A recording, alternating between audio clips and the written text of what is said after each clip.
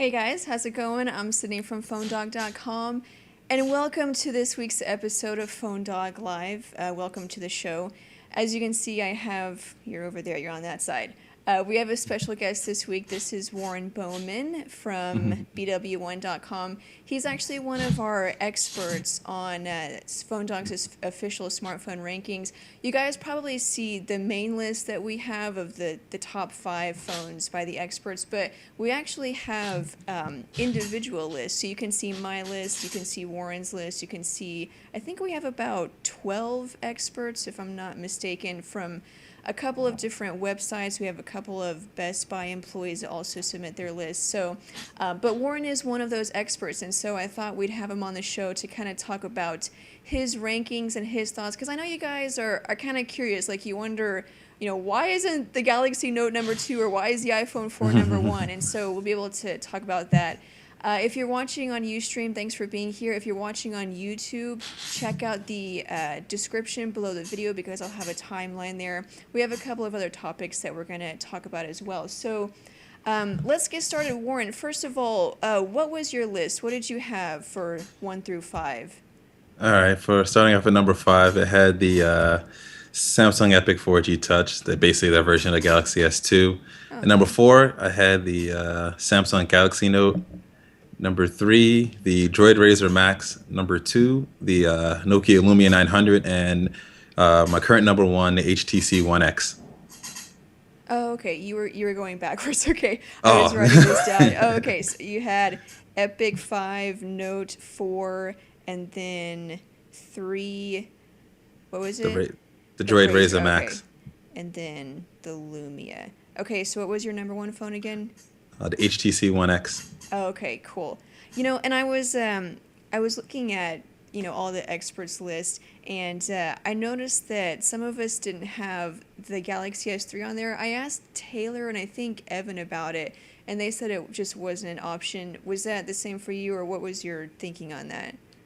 That's because I haven't used it yet. I Oh, don't want okay, to put yeah, on a phone that I have not actually personally good used point. before. I've only seen it I saw it in New Orleans at CTIA, so I've only had like maybe 10 minutes with it at the best. Yeah, that's actually a good point, and that's kind of one of the reasons why it is sometimes difficult to make these top 5 lists when I haven't. I mean, we've had hands-on time with most of these phones just because of our jobs, but for the most part, Aaron, he'll do the review, or someone else might do the review, so I don't intimately know it, but I do like your list. The One X, I have the One X as number 3. Okay, so Mm. here's my list. I have the Galaxy S3 number 1, Evo 4G LTE number 2, and then the One X, iPhone 4S as number 4, and then I have the One S as number 5. But going back to the Evo 4G LTE and the One X, that was difficult. I really wanted to have them kind of switch, but actually once I looked at the spec sheet, and kind of read some more reviews and saw how people kind of felt about it, I felt like the Evo should have been more number 2. I like, interesting, having the Lumia 900 as number 2. What are kind of your thoughts on that? And then you don't even have the iPhone on here. I'm actually kind of surprised by that. I mean, the iPhone is now going close to almost 8 months old now. There's a Yeah. lot of other devices out there that have leaped over that particular device right now, so it's kind of it seems like everybody's putting the iPhone on there, and it's trying to change it up a little bit. iPhone Yeah. is like it's just like everybody's putting that on their list, and there are phones that are just honestly better than that phone that are out right now. But yeah, I kind of felt putting the Lumia 900 on there because it's kind of like, as far as Windows phones are concerned, because I tried to mix it up a little bit. That's probably the Yeah. best one that's out right now, Yeah, and definitely. as smartphones in general, that's probably the best deal, being only $99. That's true. Actually, that's a really good point. I previously had the Lumia number 5, but once the Evo came out and the Galaxy S3 came out, I didn't have enough spots. Um, there was, okay, yeah, and then the iPhone. Yeah, I previously had the iPhone. I think it was number 2, but then again, all the new phones that came out, and it's still, I mean, I would say it's still a good device. And obviously, if you don't like Android, it's between Windows Phone and the iPhone. And those, the Lumia 900 and the iPhone 4S, probably your two best options outside of Android. But yeah, like what you said, I mean, there's so many phones that have a larger screen. It's a better display. Yeah. Better. I can rip the iPhone to death. It's like the Yeah. bigger screen, better display. There's some phones that actually honestly have a better camera. There's some phones that have just better software right now. Like um, iOS lives off the fact of apps. If it wasn't for the fact that it had an app store, it couldn't really survive. The whole, as you hear thunder going around, it's a thunderstorm Yeah. passing through Boston right now. But iOS and stuff, if you look at the beginnings of the operating system, when it first came out, it was just kind of a feature device. It was a very feature-esque OS. And then once they kind of opened up apps and it kind of became a smartphone in some ways, but realistically, it's like all the apps add on to it. At its core, it's not. It's still lacking a lot of things that I think Android and even in some cases Windows Phone kind of has at its core that Apple doesn't have right now. I mean, the whole sort of a lot of people want widgets and they don't really have that. A lot of people they kind of have the folders thing, which they kind of solved with that. But there's just some nuances of like when I was trying to send an email off of my cousin's iPhone, and then I wanted to attach like 10 pictures or so. And Android, it just lets you do it. And Windows Phone lets you do it. I'm limited to 6. I can only send 6 pictures or a certain set of pictures, and it's just like, really? Why? Why? And Yeah. then I was trying to back up her phone because she wanted to have all her pictures backed up and stuff because she doesn't have a computer shooting right now, so she wanted me to back it up on my desktop. So I'm here backing up and I'm looking in iTunes, and the god awful program iTunes is on Windows, and I'm looking through it and there's no way to actually just hit I just want to back up the pictures. And then I'm looking through iCloud and I'm trying to find where, okay, how do I get this to sync to iCloud? Oh, I can't choose which photos go to iCloud. Yeah. Like, what is this? I mean, one of my biggest things I probably with iOS, besides all that, is the fact that it's not cloud ready at all. It's trying to be a cloud OS that isn't. It isn't like Android where it's made to be sort of work in sort of a cloud environment. iOS and the iPhone in general is just kind of made to. You might be able to set it up without a computer, but you still need a computer to pretty much do everything else. Even though they have iCloud, which I think is a joke. I don't really. It's not like with Android where your contacts are synced and they're just in your Gmail, or you sync your photos with Picasa and it's just synced. You don't have to set or do anything or change anything with it. It just goes. And probably part of the reason is because data plans are dying. It's because of the iPhone, because of the way iPhone sends out data, because they just chuck the data out there. They don't Yeah. optimize it. So if you wonder why unlimited plans are going away, blame the iPhone. That's one thing I will say, and this is kind of on a side note about data. One thing that BlackBerry has that's nice is the data efficiency. I mean, and not to get on a whole thing about that, but that is a very good point. That was one of the things that I did appreciate is, emails, everything. It was very data efficient. But okay, so do you in the foreseeable future, maybe with like the iPhone S, what would Apple have to do to make the iPhone hands down number one, or at least close to it? They need to just get. They need to further look at Android, see some of the things that Android does, make things a little bit easier, make me not have to go into 7 or 8 different menus to get to one thing. Especially when I have to go into settings, go to here, to go to here, to go to here. Like it just needs to be a It's so lot more. loud. I think they just need to redefine the OS a little bit. It's kind of hard to explain exactly because there's all these little things that I could kind of mention about it. Yeah. But overall, they need to refresh. They need to have some type of widget platform where you can kind of customize the look and feel a little bit more. They need to have a different way to go about multitasking, a little bit more. I want it to be a little bit more how Android is, I would say. I mean, I don't want them to copy Android, but look Yeah. at your competitors and try to at least try to do something similar to it. And with that, it's just that I would just like to see a refresh and it just work better with the cloud. Because right now they have iCloud, but it doesn't feel like how Windows Phone and Android feels like it works in a cloud and PC-less environment. The most the iPhone can really do is it can set up on its own in the PC, but it doesn't feel like anything else is kind of like that. Yeah. What do you think about all of these leaked videos of the hardware? We don't know if it's real, but just, for the sake of discussion, say they are. We have a larger screen, unibody construction kind of gives us an idea that it might be LTE. Does that make you think that the next iPhone, it will be another beast, or that Apple is kind of falling behind? I think they'll get on par with everybody else because right now, every single smartphone that's going to come out is going to have some type of dual core or quad core processor, especially on the higher end side of things. 1 or 2 gigs of RAM and 16 or 32 gigabytes of storage and some 8 megapixel camera. The specs are going to pretty much be all the same across the board in a hardware. And as far as a hardware perspective is concerned, what's really going to matter, I think, more for the iPhone, besides kind of catching up in specs, making that larger screen and getting the LTE and stuff like that, it's really going to be what do they do in terms of software to make the experience a lot better. Yeah, that's a good point. Okay, last question. Are you gonna get the Galaxy S3 first of all? Or Yes, I am. I actually okay. pre-ordered my Galaxy S3, Oh, okay. the 32 gigabyte version. Okay. Do you have any idea or any guesses where it might be on your list once you get a chance to use it? There's a very good chance it's probably going to end up being number one over the Oh, HTC okay. One X. Yeah.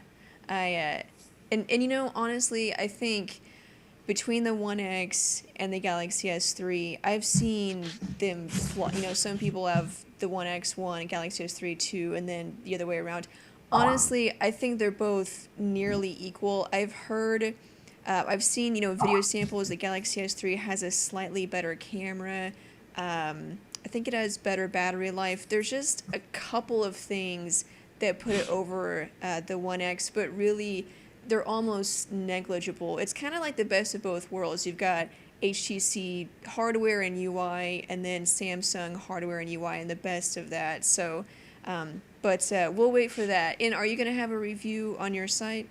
Oh yeah, definitely. We'll Okay. have a review on the site. Okay. So, I think where the Galaxy S3 is going to win, and I actually spoke with one of the VPs at CTA from Samsung about this. I think where they're going to be a little bit better is going to be in terms of the software side of things. I think a lot of things that they're doing with TouchWiz and the Nature UX interface is going to be the things that's going to separate itself from HTC in a lot of ways. I think HTC, this is the first time they put out a decent UI because I've bashed what's it since since I have to. I remember from the Windows mobile days when it was called TouchFlow, and Touch it's flow, been yeah. crap since then. And this is the first time it has not been crap. I told their community manager that I literally went to the community manager in his face and told him that Sense sucked, and all of a sudden Sense 4 came out. So apparently they heard what I had to say. Nice. But Okay. the it's the first time he put on a decent, sort of overlay on it that's pretty okay to use and stuff like that. What I've seen out of the Galaxy S3 in terms of the software side of things with the S Voice, which they kind of had that a little bit before. Now they just kind of made it a little more Siri-like. A lot of the camera features, a lot of the Nature UX features and things like that. And overall UI, I see them leaping above HTC in terms of that, especially with the against the One X. I also it's an advantage to be that thin and still have a removable battery and still have the ability to expand your storage on it. So those two things alone are going to get a lot of people to want to grab it, and it also the fact that it's pretty much the same across all the carriers, which Yeah. is really, really key thing. That's going to create a lot of accessories that are going to be able to be made for it.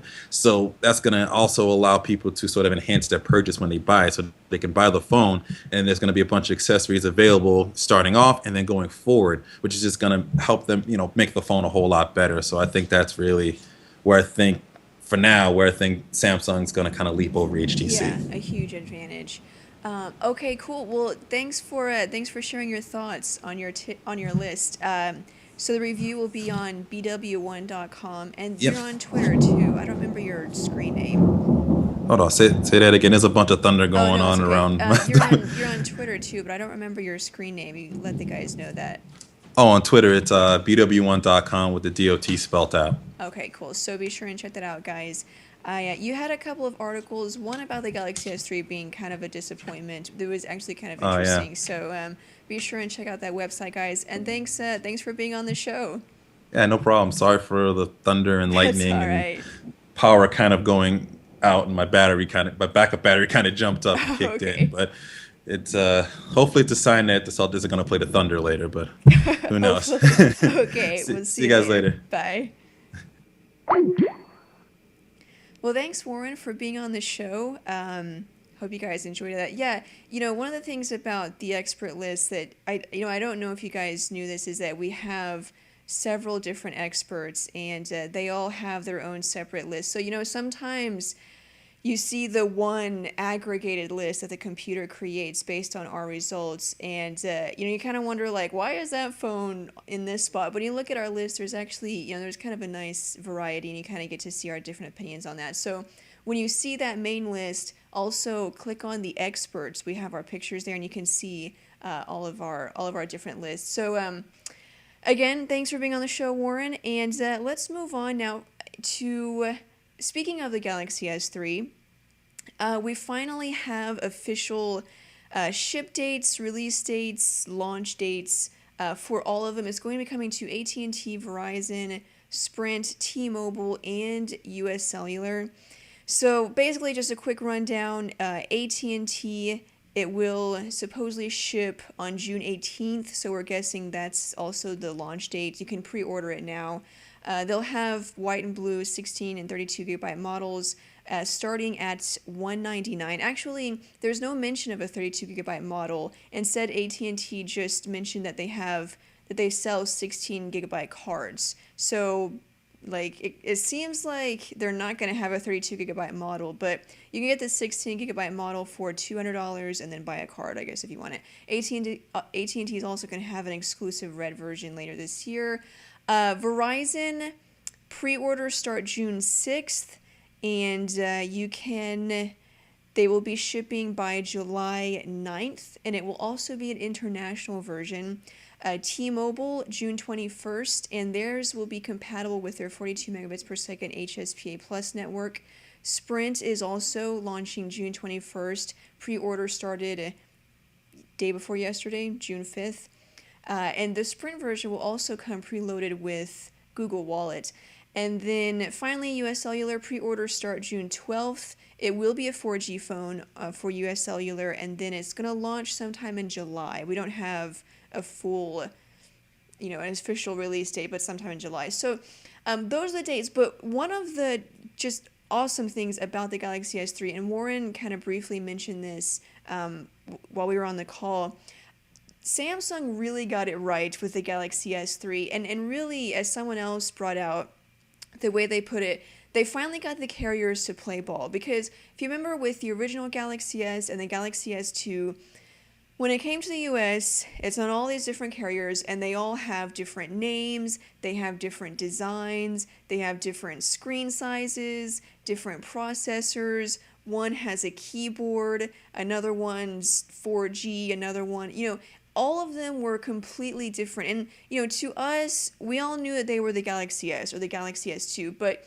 to the average person, it was like you had the Vibrant, or you had the Stratosphere, or you had the Epic. I mean, they all had different names, and they all looked different. So, the average consumer, didn't know that these were all a Galaxy S or Galaxy S2, which didn't really matter too much, but in terms of, brand recognition, once somebody holds the Galaxy S3, and they're like, wow, I really like this phone, I want this, they just have to go to their carrier, and they're like, Galaxy S3, I want that. They have it. That's all it's called. It's Galaxy S3. It's not the Epic or the Stratosphere or the Vibrant or any other crazy name they want to come up with. It's just the Galaxy S3. The hardware is the same, which, as Warren mentioned, is nice for, creating accessories. But it's also nice in terms of performance because they all have the same processor. It's all the Snapdragon S4 dual-core processor, which, by the way, is very comparable to the quad-core processor. I know a lot of people are disappointed about the US version not having a quad-core processor, but that S4 processor, it's super fast. I mean, if you use a phone that has that, like, you're not thinking about, wow, I wish this phone was faster, because you don't need it to be. It's a very speedy processor. So, but they all have the same one. So it's much, you're going to get a consistent experience. Not that, you're going to switch back and forth between carriers, but it's just nice to have that one phone on all carriers. Yes, like the iPhone, but there's a reason why that works. There's a reason why that's so good. Somebody can say, I have the iPhone, and everyone knows what it is. They know what to expect. They walk into a store and they know to buy one, and they know what they're going to get. Everyone knows what it's called. There's a brand. People all of a sudden want that phone. They know what it's called. They know what to ask for. And now Samsung can have that with the Galaxy S3. They see someone with it and they're like, I want the Galaxy S3. I know what to ask for. I know what I'm going to get. It's a very, very good, it's a good thing for the Galaxy S3. So that, I think, that Samsung finally got the carriers to do that is just great. I mean, I remember the Galaxy S2, they all had different processors, screen sizes. It was a mess. It was ridiculous. And I mean, yeah, they were all good phones. It's not like customers were going to get a bad experience, but it would have made so much more sense for them all to just have same hardware, same screen, same design, same everything, and now they finally get that. There's another win. There's another win here, but I can't remember what it was. But anyway, so we do have an unboxing of the Galaxy S3, and Aaron is going to be doing a 30-day challenge with the Galaxy S3. And we haven't done a 30-day challenge in a while. We did a couple of them, and we haven't done one in a while. But Aaron's going to be doing a 30-day challenge with the Galaxy S3, which I think is very awesome. It's very helpful to you guys because, we get a phone, we do an unboxing, and then, maybe a day, maybe 2 days later, we have a review. And, we've been able to use it. We know it pretty well. We can tell you some details about how it performs and battery life and things like that. But there's some like little bugs or little kinks or just kind of hidden features that you can't really find until you use it for a couple of weeks. That's just the way it is with a phone. And so with these 30-day challenges, it really helps you to get like a full view of what the phone is actually like. So, but anyway, I'm really excited about the Galaxy S3. If I mentioned my top 5 list. I have the Galaxy S3 as number 1. It was a tough choice. I really like the 1X. I wanted to keep it as number 1, but I just couldn't. I mean, once I compared everything, it wouldn't have made sense, at least, from my point of view. So let's move on now to some Apple news, and then if we have time, we're going to talk about a couple of Google things and maybe some iPhone leaked videos. I don't know if you guys saw that leaked video of the guy he actually had the back plate shell. I mean, it's unibody design, so it's not just the back plate, it's like the back and then also the edges. So it was like basically this is what the iPhone is going to look like. I don't know if it's real or not, but anyway, that's a different topic. So the story. Apple has asked for a preliminary injunction against the Galaxy S3, which I think is dumb. And I have expressed my feelings about this on Twitter, and not everyone agreed with me. And this is kind of one of those things where, you may not agree. I mean, everybody feels differently about it. For me, it's not I don't want to say personal because they're not suing me, but for me, it's not just straight up facts, because if you look at the facts, Apple says that Samsung has violated its patents. They've listed the patents. With the Galaxy S3, it's 2 patents. One is related to unified search, and the other one is called data tapping, which is basically whenever you you do a long press on a phone number or something, or some kind of text, and then the window will pop up. Actually, I have a picture for you guys so you can see exactly what Apple is talking about here. Let's see. So this is what Apple is talking about. So you've got, you select something and then a window pops up that gives you options where you can copy it, or if it's a phone number, you can call it or save it. That's one of the patents that Apple is talking about. So, if you look at this factually, I mean, yes, Samsung has, if Apple owns those patents, then, and Samsung is using that feature, then yeah, obviously that's patent infringement. So, from that point of view, like, I totally get that. And if you're okay with Apple suing everybody, then that's fine. But honestly, it's unnecessary. And I think I tweeted this. I think it shows that Apple is weak. I think it's cowardly. At the very least, I think it's just stupid. But for the mostly, it's a very cowardly move by Apple because, yes, they're violating these patents, but for one thing, it's a small thing, but that's, I get it, it's a patent, so, whatever, even if it's small, you have to defend it. But also, there's so many other patents that they're probably infringing. If the next iPhone is an LTE device, they will be infringing on Samsung patents. There's just so many patents that everybody is kind of just working with. I think it's just very cowardly for Apple to be suing everybody over every little thing. And this isn't just about the fact that they're suing people. This is who they're suing, okay? So look at this. In October of last year, a couple months ago, Strategy Analytics released its quarter 3 figures for global smartphone shipments, and Samsung was number 1. They had 27.8 million shipments of smartphones globally, and Apple has 17.1 million shipments. So Samsung beat Apple. There it is. In November, the next month, Canalys released its quarter 3 statements, and HTC is the number 1 for U.S. smartphone shipments with 5.7 million devices shipped. And then number 2 was Samsung, and then number 3 was Apple. So globally, you've got Samsung number 1, Apple below that, and then in the US, you've got HTC number 1, Samsung number 2, and Apple number 3. Guess who they're suing?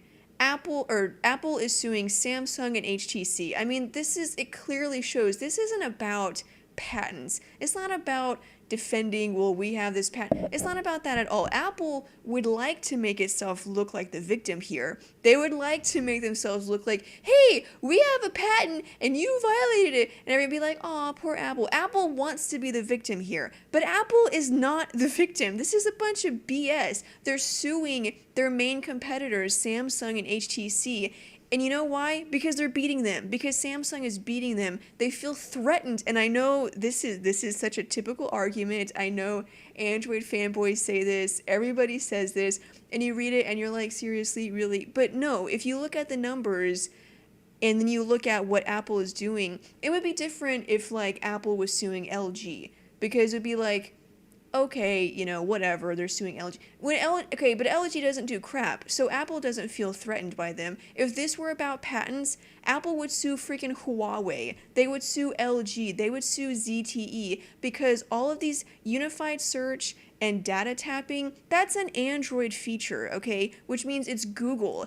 If this were really about patents, Apple would sue Google. But for one, it's not about patents, and 2, Apple doesn't have the guts to do that. So cowardly, they're going to sue their competitors because they feel threatened, because Samsung has already had over 9 million pre-orders for the Galaxy S3. That's why they're doing this, and that's why it is freaking ridiculous. And I hope the judge, again, they might win, because like I said in the beginning, they have a point. Yes, HTC infringed on those patents, Samsung infringed on those patents, and if they win, then fine, okay, it makes sense, it's logical, but I just hope that the judge can see it past that, and really, again, back to what I said a minute ago, if these patents are being infringed, but if it were really about defending themselves, sue the right person. Sue Google. That's an Android feature. And, maybe I have this wrong legally, or, maybe I'm looking at it the wrong way, and somebody correct me if I am. But if I'm not mistaken, those are Android features, which means it's Google that they should be suing. If they really cared about this, they should be suing Google, but they're not. They're suing And it's like people that bring out the car. Somebody, and I was talking about this on Twitter, and somebody brought out the car illustration. Like, well, if Chevy made a car that looked exactly like a Mustang and just named it something else, then Ford would have the right to sue them. And I'm like, yes, Ford would have the right to sue Chevy, but they would not sue the manufacturing company that made the car. That would make absolutely no sense. They would sue Chevy, the people who designed it, the people who made it. That's what Apple is essentially suing the manufacturing line that's making this stuff, when in reality, it should be Google. But it just shows that it's not about patents, that it's not about, getting, having justice, that they feel threatened. I mean, why are they not suing Huawei or ZTE? They make Android phones that have unified search, that have the data tapping feature. They don't care because ZTE isn't doing anything. They don't feel threatened by them. And I think this is absolutely ridiculous. And I can understand if people feel differently, because they are patents, and I'm not gonna argue with that. This is the way I feel about it. And it was actually kind of funny because, I'm thinking about this, and I'm absolutely inflamed with I'm so maddened by this. It's so ridiculous. And also, a lot of people have brought up that it's the patent system, that Apple is just taking advantage of the system, that you should really be blaming the government for having such a flawed system. Which is true. I mean, there's systems that have loopholes. But just because they have loopholes doesn't make it right to circumvent the system just because you can. I mean, there's such a thing as conscience, okay? And that's built into all of us. You don't have to have laws to know that it's wrong to kill somebody, okay? There's such a thing as conscience that you can also use making decisions. But anyway, as I was reading about this, and I was so mad, and I was about to just blow a fuse or something, I read this other article about how...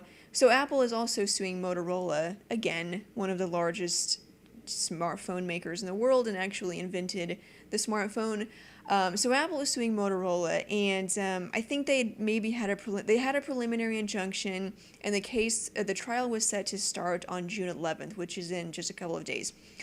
Well, I guess the judge, he read over everything, and he decided to just throw out the case. He just threw it out, just canceled the whole trial.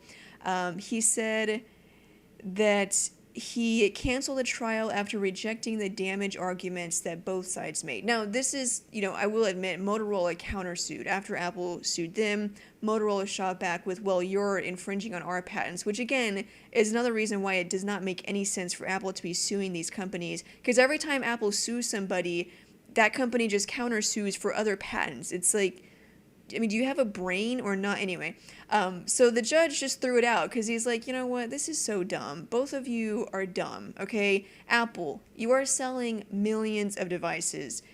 Motorola, Samsung, they're selling millions of devices, and maybe Samsung is selling more devices. Maybe HTC is selling more devices. You know why they're selling more? Because their phones are better. Apple, maybe if you didn't have a freaking 2-inch screen with icons that we've been looking at for the past 10 years, maybe people would actually want to buy your phone instead of Android. That's my point. Anyway, I'm going to stop before I get out of control. Did my voice crack? I didn't mean for my voice to crack. Sorry. But anyway, so I did want to let you guys know about that, but also just kind of share my thoughts. I do think it's completely unreasonable. I know they have the right, and I'm down with human rights and laws and justice.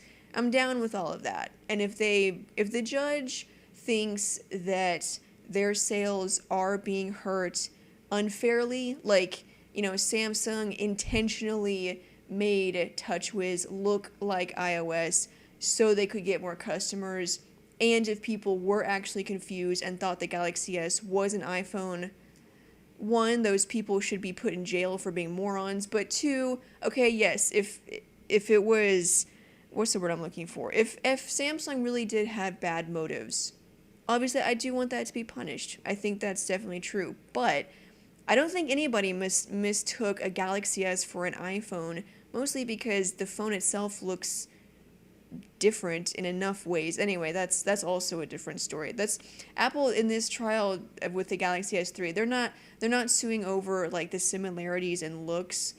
So that's not an issue right now. It's just these patents. But anyway, so we'll have to see. Again, I hope the judge does the right thing. If he does feel like Samsung had bad intentions, or maybe Apple tried to work with them and say, hey, we have this patent, please don't violate it, and Samsung said, screw you, we're going to do it anyway. Okay, fine. I get that. I'm okay with that. But I'm still upset by it.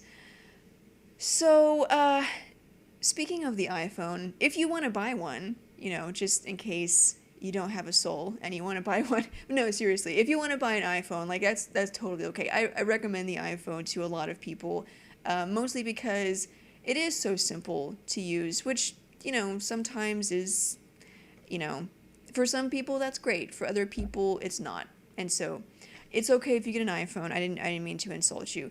But if you do want to get one, but you didn't want to be under a contract, you now have so many other options. And this is pretty crazy because we kind of touched on this last week, but there's some more developments this week. So in addition to it's on 7 regional carriers like C Spire and Alaska Wireless and these other crazy regional carriers. So in addition to those and the large carriers like AT&T, it is now going to be offered on 2 prepaid carriers and possibly 3. And this is pretty cool. This is pretty great because, I used to be on a prepaid carrier. We've talked about that because the prices are so freaking good. It's like you can't pass it up. But anyway, so some people, they're on a budget and they can't afford a $100, $200 cell phone bill every month, and so they got a prepaid carrier and it works great. But say maybe they want a really awesome phone and they're willing to save up for it. They're willing to pay the $500 initially. They just can't pay $200 every month. Up until now, there were some good options. There were some decent options depending on what you were looking for, but there weren't like some just knockout options. And so now having the iPhone, it's a really good option, and people deserve to have good options. Just because you're on a budget doesn't mean you can't have good things. So Cricket is going to be offering the iPhone on June 22nd. I think this is the one that we talked about last month. It'll be last week. It'll be $400 for the 8GB iPhone 4, and then $500 for the 16GB iPhone 4S. So $500 is kind of a lot, but if you have it, you can if you're willing to pay $500, which seems like a lot, but think about how much you'll save per month, because Cricket's plans are $55 a month, which comes with unlimited talk, text, and data, up to 2.3 gigabytes. So $55 a month is really not bad. And then now Virgin Mobile is going to be offering the iPhone and the iPhone 4S, which makes complete sense.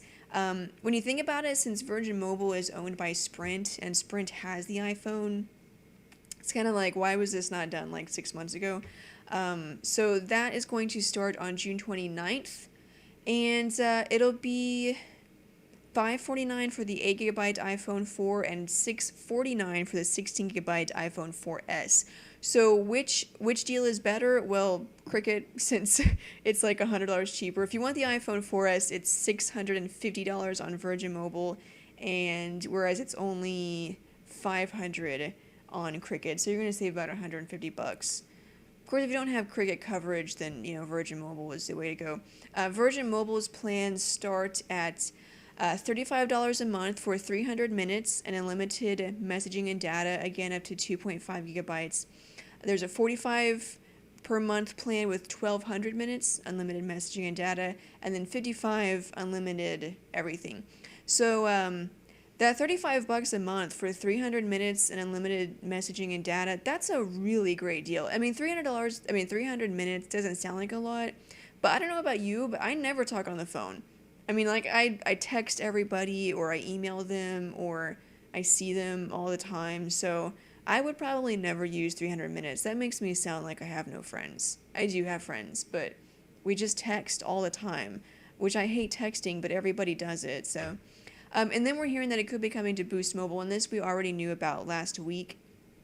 But, so it potentially on three prepaid carriers, Cricket, Virgin Mobile, and Boost Mobile, which I think is pretty awesome. One, for those on a budget, you now have a good option if you want to, save up and get a good phone, but still save money every month.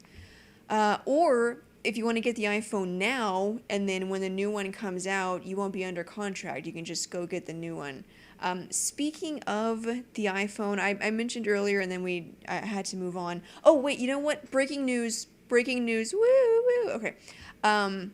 We will see iOS 6 at WWDC. I know that's not huge breaking news, but it's been confirmed now. We know it for a fact. We are going to see iOS 6 at WWDC.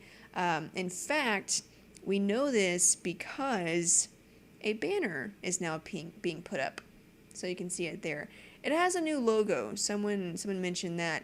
Not a lot of differences. I think the difference is the gradient, the texture in the background is a little bit different. But we are going to see iOS 6, so I want to tell you guys about that.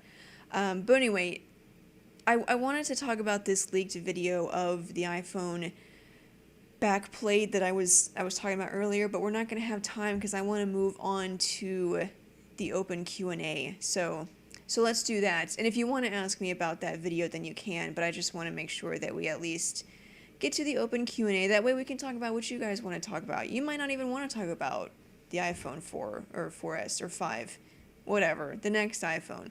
So, Ustream guys, ask me a question if you would like to. I will also be on Facebook. If you're on YouTube, leave your question there. I read those comments. I try to answer some if I can, at least the ones for guys that aren't being jerkwads. And even then, I still read the jerkwad comments. I just don't respond to them. So, okay. Yay, no more iPhone. I know, sometimes it gets tiring, and I know some people, the last thing they want to hear about is the iPhone, but, some people are interested in it, so. Okay.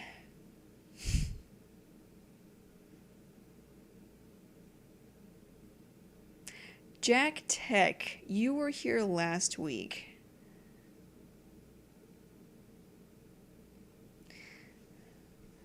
Can't think of a question today. I usually can. That's okay. Is there an adapter to allow iPod Touch 4th generation to have a 3G connection? I don't know, but that doesn't mean anything. That's not a yes or no. I'm just not sure. I've never really looked into it, so I don't know. Where can I find that video? It's actually on PhoneDog. It was from a couple of days ago, or no, maybe it was just yesterday. Let me see if it's still on our homepage. Yeah, so it's on our homepage. If you go on the news column, it's kind of towards the bottom, and you can see there's a video there.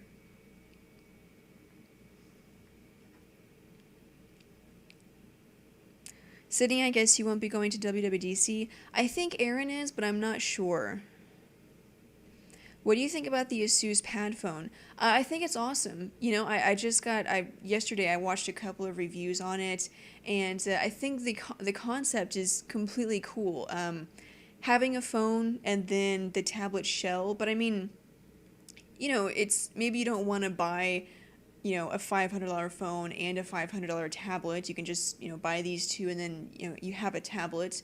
I think that's awesome. Asus makes good tablets anyway, so the hardware design I think looks great.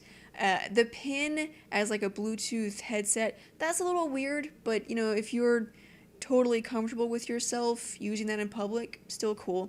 And then on top of that, it's basically like once you plug in the phone and have it as a tablet, it's basically like a Transformer Prime because you also have the keyboard dock. I think it just kind of unifies everything. Like, that's always been my problem.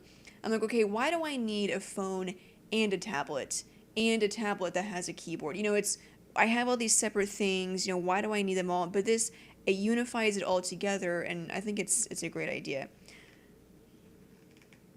What phones do you use more? Do you still have your HD7? How can you live without a front-facing camera? I never video chat. I mean, I test phone. I mean, I'm using a phone now that has a front-facing camera, and I don't use it for anything. So, um, what do you think will be your next daily driver? I'm not sure. I thought a lot about switching and getting the Lumia 900. However, since current Windows Phone devices are probably not going to be upgraded to Windows Phone 8, I'm a little wary of upgrading right now. And then also on top of that, we've heard rumors that Nokia is going to release another Lumia 900 that's going to be like slightly better. That'll have, I can't remember. There was like a couple of things that were going to be improved, so I'm kind of been waiting to see if that's actually true or not. It was just a rumor. What do you think of the pad phone display monitor? The pad phone display monitor. Um, are you talking about the display or the tablet? I'm not sure.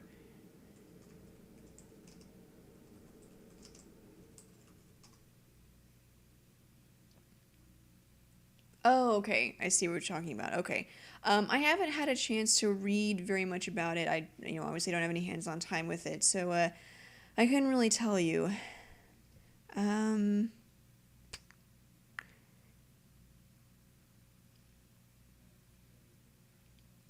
so how do you feel about apps? I love Windows Phone, but the only turn down is a lack of popular apps.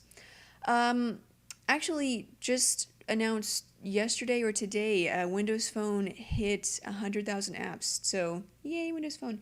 My thoughts on apps, I don't use a lot of apps. There's a lot of people that download tons of apps, one for everything they do.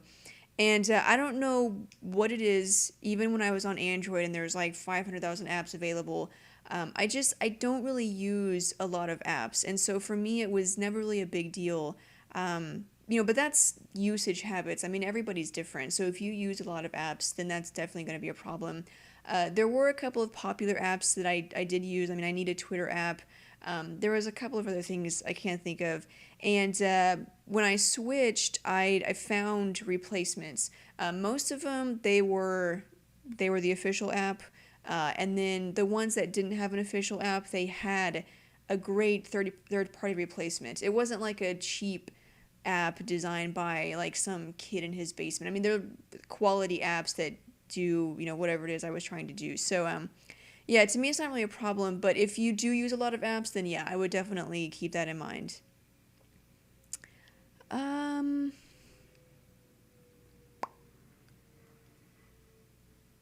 what would need to change in the new iPhone for you to consider it?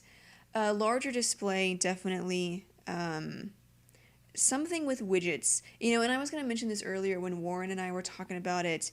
Um, like, Apple should not do widgets the way that Android does it. Like, we've seen a lot of renders of people, like, this is how Apple should do widgets with iOS. And it's always basically like Android. There's the icons, and then one of the rows is a widget. I mean, it's pretty much like Android. And I don't think they should do it that way because, it's just not right. You have to be creative. You have to find your own way to do it. And I think Apple is capable of doing that.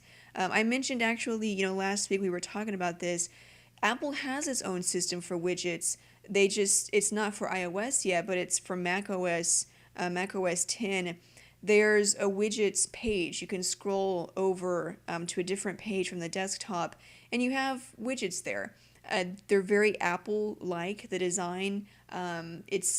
The setup is different, from what we would see on Android if they were to implement that system of like scrolling over and okay, here's all my widgets. It could possibly be a hassle, so maybe like a button to get there, but they're not going to do buttons. I don't know how they would do it, but I think widgets, in some way, Apple needs to find a way to take that idea and make it their own. And I used a Windows Phone as an example. Live tiles, they're basically widgets. It's part of your home screen that updates you on whatever it is, whether it's my Twitter mentions or my emails or my messages, or my calendar. It'll tell me how many new messages I have, or what what new items I have, or what calendar events. I mean, it's basically that concept, but it looks different. It's implemented in a completely different way. Microsoft really made it their own. Apple needs to do that. Find a way to take that idea and make it their own.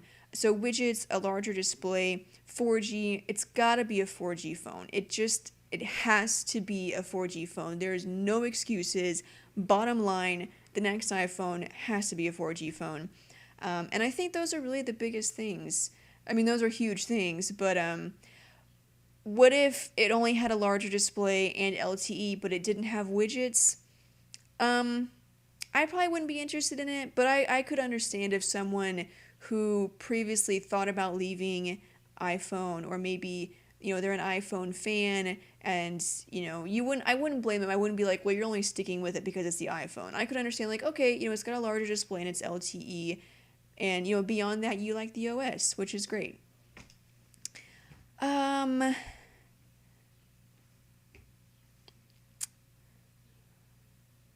Dashboard, yeah, that's what it's called on macOS. Why do you think Sony isn't big in the US? Mobile-wise, they make great devices with killer cameras, and their new UI is good. I'm not sure. Really couldn't tell you. Sydney, I took my dad's upgrade in December, but I want a new phone now, or soon I will lose my unlimited plan. I'm going from 4G to 4G. Do you mean 4G to 3G? And when is Verizon starting the upgrade kills your unlimited plan thing? That I should know that. Let me see.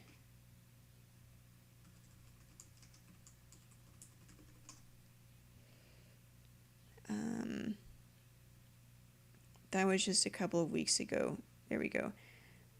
Okay.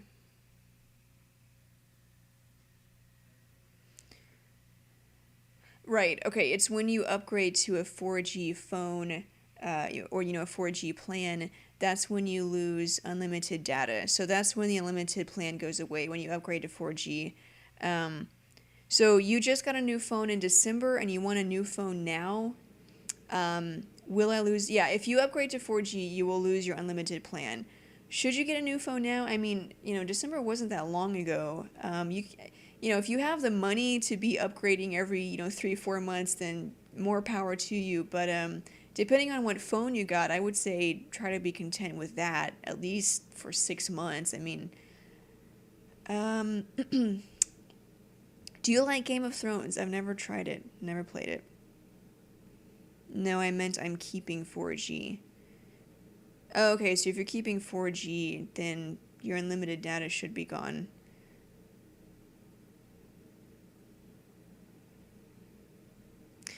Do you know how much RAM the Huawei Activa 4G from Metro PCS? No, but I could easily Google that. Or you could, but I'll do it for you.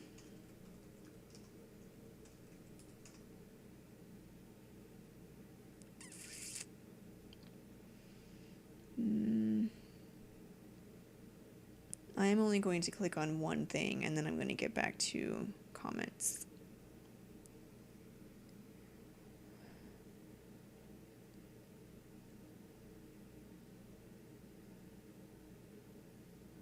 Yeah, I don't know, but you could Google it and probably easily find it.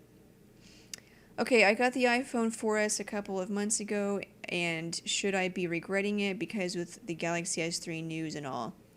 No, I mean, the 4S is a good phone. If you like it, then you like it. I mean, the best phone on the market is the one that you're happy with. I mean, if it's what you want and it fills all of your needs, then it's the best phone on the market.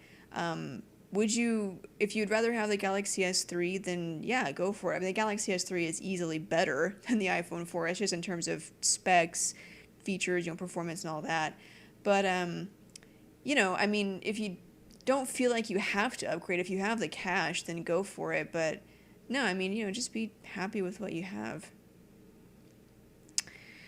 Voice crack. I know, I have water, but, so like I told you guys that I've been drinking like tons of water lately, and so in order to help myself to make sure that I'm getting my daily allotment of water, I bought this giant water container. It looks huge, especially next to my head, but it's actually only 64 ounces. Sticker. 64 ounces, which is what I'm supposed to have, like 60 ounces, I think. So I've been drinking this all day, but I didn't want to drink it on camera because it's like huge and monstrous. Has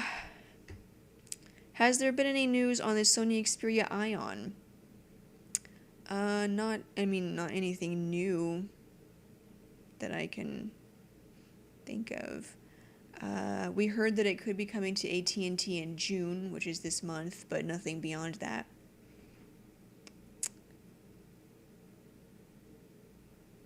That's a lot of vodka. It's not vodka, it's water, okay? It's just water.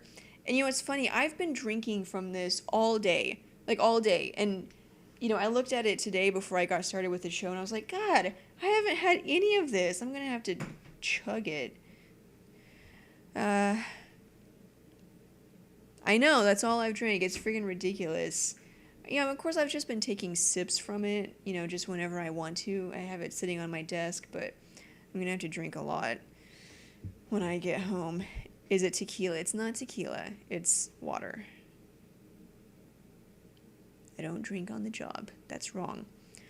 Love your hair today. Thank you. Thanks. I drink water 24/7. Where'd you buy that? I need a 64-ounce bottle. I bought it at Walmart. Yeah, it was like $1.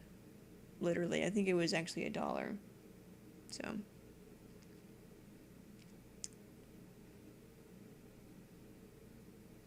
Are you planning on getting the Galaxy S3? I don't know. We'll have to see how it goes. I'll check it out in the store.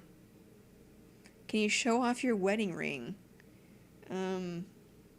I guess so. It's my wedding ring. It's a princess cut diamond. And then this is this white gold or is it platinum? I don't even remember. It's not a really big deal to me, the whole wedding ring thing. I never wanted one of those, like, huge, gaudy, giant rocks. I see people with those. I'm just like, God, isn't that uncomfortable? Because I don't like when I want to lean my head on my hand. It's uncomfortable having this thing here, and so I always twist it around. That way it's just flat, But anyway, we got it at Jared. Yeah, he went to Jared. I went with him, though, so I picked it out.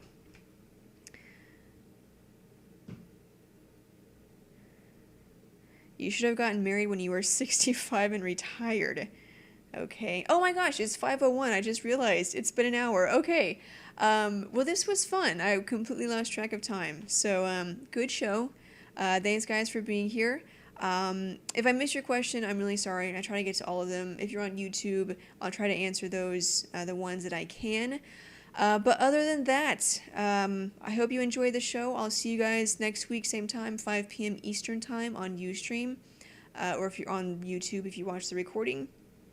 But I guess that's it. I'll see you guys later. Bye.